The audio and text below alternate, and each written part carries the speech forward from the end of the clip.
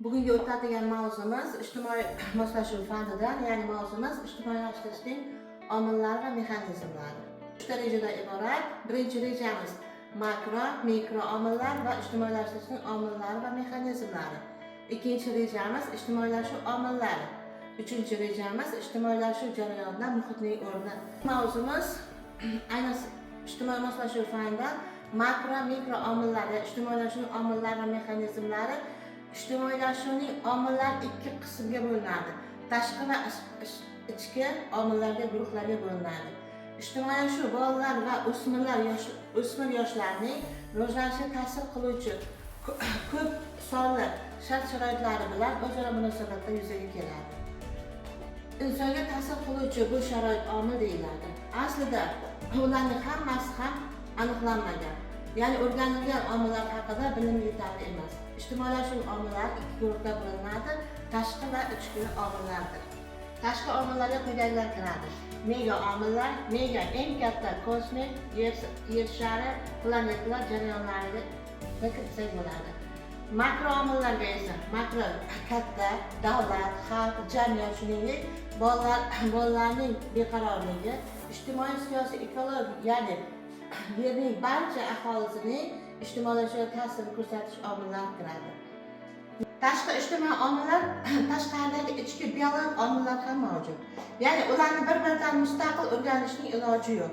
Chunki zamonaviy ilmiy nazariyada shaxsning rivojlanishiga asosiy omillar sifatida biologik va ijtimoiy omillarni ajratib ko'rsatishimiz mumkin.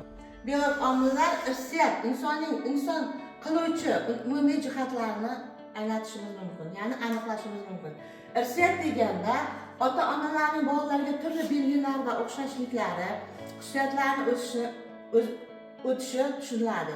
Irsiyatga ko'ra bolaga ota-onasi inson organizmiga asab tizimi, miya, his-tuyg'ulari o'rganishlari, shuningdek qomat tuzilishi, soch terilari rangi ham o'tishi mumkin. Bular insonning boshqa insonlardan ajratuvchi tashqi omillarni ham hisoblashimiz mumkin. Ya'ni shuningdek irsiyat barcha nerv faoliyatining rivojlanishidagi nerv xususiyatlari ham o'tishimiz mumkin. Irsiyat bolaning tabiiy xususiyatlari asosida biron bir faoliyat sohasida muayyan qobiliyatlarning shakllanishini ham o'z ichiga olishimizni nazarda tutishimiz mumkin. Ijtimoiylashuv jarayonida muhitning o'rni. Ijtimoiy buyrakda jamiyatning ijtimoiy muhitni avvalambor bolaning yangi muhitga integratsiyalashi, ya'ni moslashuv jarayonida ham hosil bo'lishi mumkin.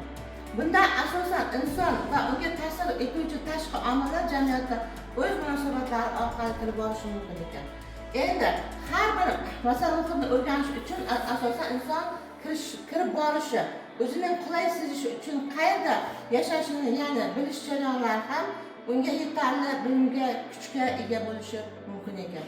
Ya'ni balki muhit bu alohida o'zaro munosabatlarni tizimi va qoidalari bilan ham tasniflanishi mumkin ekan. Shuning uchun ham insonning muhitga yangilik kirita olishi, muayyan darajada ta'sir ko'rsata olishi, o'zlashtirishi va o'zini o'rnida muhimdir. Va insonning oldidagi va o'zi uchun talablar qo'yiladi. U insonning uning xatti-harakatlari orqali ham qator harakatlar orqali ham uni imkon qadar imkoniyat bilan qilishi mumkin ham bo'lishi mumkin. Bugungi mavzumiz bo'yicha ma'lumotlar shulardan iborat edi. E'tiboringiz uchun rahmat.